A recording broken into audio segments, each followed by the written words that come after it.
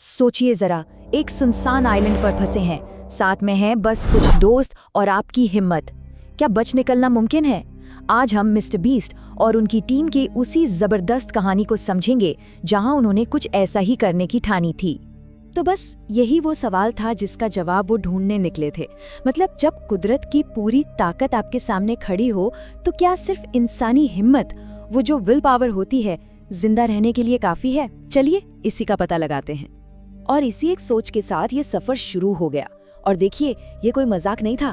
Team ने दांव पर सब कुछ लगा दिया था। मतलब ये उनके लिए करो या मरो वाला मामला बन चुका था। तो प्लान ये था, मिस्टर बीस्ट और उनके दोस्तों ने खुद को एक अल्टीमेट टेस्ट में डालने का फैसला किया। क्या वो सच में एक सुनसान आइलैंड से बचकर निकल सकते हैं अगर कभी ऐसी नौबत आ जाए तो जब पहली बार ये आइडिया आया कि चलो एक सेल बोट बनाते हैं जो समंदर में चल सके, तो कीन का रिएक्शन देखने लायक था।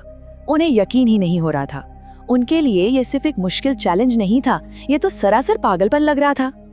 लेकिन भागने का प्लान बनाने से भी पहले एक और बड़ी और कहीं ज्यादा जरूरी मुश्किल उनके सामने खड़ी थी। वो थी बस किसी भी तरह जिंदा रहने की लड़ाई। और यहाँ हम कोई छोटे मोटे मच्छरों की बात नहीं कर रहे हैं। नहीं, उन्हें तो आइलैंड पर पहुंचते ही बता दिया गया था कि यहाँ जानलेवा सांप और जहरीली मकड़ियां हैं। मतलब ऐसा लग रहा था मानो पूरा का पूरा जंगल ही उन्हें खत्म करने पर तुला हो। और इसी एक बात से उनके एक्सपीरियंस की कमी साफ पता चलती है। सोचिए, अगर एक छोटा मोटा कैंप बनाना भी इतना बड़ा स्ट्रगल था, तो फिर समंदर पार करने लायक नाव बनाने का आइडिया, वो तो लगभग एक मजाक जैसा ही था। और अब आते हैं कहानी के उस हिस्से पर जहां से चीजें सच में इंटरेस्टिंग हो जाती हैं। ये वो पार्ट है जहां इंसानी जुगाड़ और जबरदस्त हिम्मत की असली परीक्षा होती है ना कमाल की बात? जिन चीजों को दुनिया कचरा समझकर फेंक देती है, जैसे प्लास्टिक की बोतलें, पुराने ड्रम्स, वही चीजें उनके सर्वाइवल के लिए सबसे कीमती सामान बन गई। यह तो बिल्कुल वही बात हो गई कि किसी का कचरा, किसी का खजाना। तो सवाल ये है कि आखिर उन्होंने ये किया कैसे? देखिए, बाहर से ये सब भले ही थोड़ा बेतरतीब लगे, लेकिन उनके पास एक क्लियर प्लान था। कबाड़ ढूंढने से लेकर उस खास पल तक जब उन्होंने अपनी जुगाड़ वाली नाव को टेस्ट किया, उन्होंने 4 सिंपल स्टेप्स फॉलो किए।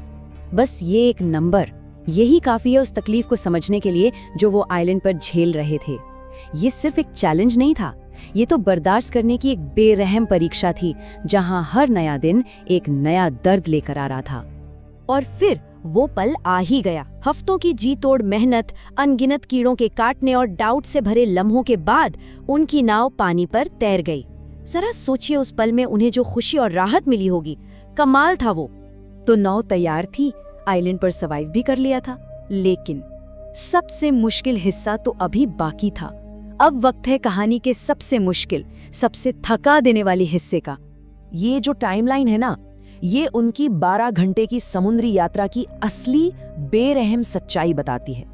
कभी सामान टूट रहा है तो कभी हिम्मत जवाब दे रही है। हर एक घंटा उनके लिए एक नया इम्तिहान लेकर आया जो उन्हें उनकी लिमिट्स तक धकेल रहा था। ये उनकी पूरी जर्नी का सबसे खतरनाक मोड़ था। यहाँ एक छोटी सी गलती का मतलब था विशाल बेरहम समंदर में हमेशा के लिए खो जाना। ये एक लाइन बस सब कुछ बयां कर देती है। ये सिर्फ थकान नहीं थी, ये ऐसा दर्द था जो बर्दाश्त से बाहर था। ये इंसान की हिम्मत की, उसकी सहन शक्ति की हद का असली सबूत है। और जैसे जैसे फासला कम होने लगा, उम्मीद बढ़ने लगी थी। मंजिल अब बस सामने ही दिख रही थी, अब और भी करीब। जीत अब बस हाथ बढ़ाने की दूरी पर महसूस हो रही थी। हर एक चप्पू उन्हें आजादी के और नजदीक ला रहा था। सिर्फ आधा मील से थोड़ा सा ज्यादा। वो बहुत करीब थे, इतने करीब कि उसे लगभग छू सकते थे। लेकिन जैसा हर बड़ी कहानी में होता है, एक आखिरी दिल तोड़ने वाला ट्विस्ट अभी बाकी था। ठीक उसी पल जब उन्हें लगा कि बस अब हो गया, सब कुछ बिखर गया। ये स्लाइड असल में पूरी कहानी का निचोड़ है। एक तरफ है इंसान की न हारने वाली हिम्मत जो आखिरी सांस तक लड़ रही है, और दूसरी तरफ है कुदरत की बेहिसाब बेकाबू ताकत। और आखिर में इनके बीच कोई मुकाबला था ही नहीं। हास्य के बस ये कुछ शब्द पूरी टीम के टूटे दिल और उनकी मायूसी को बयां कर देते हैं। सोचिए, मंजिल के इतने करीब आकर हार जाना, जब जीत सामने ही दिख रही हो। ये एक जबरदस्त झटका था।